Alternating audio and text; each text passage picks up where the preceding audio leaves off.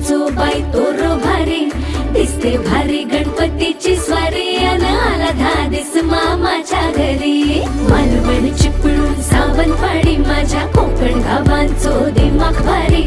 दिसते भारी गणपतीची स्वारी माझ्या कोकणा वाटे तुम्ही वलवा गाडी धमाधमान हाका गाडी माझ्या कोकणचो रस्तो नागमोडी कारी नये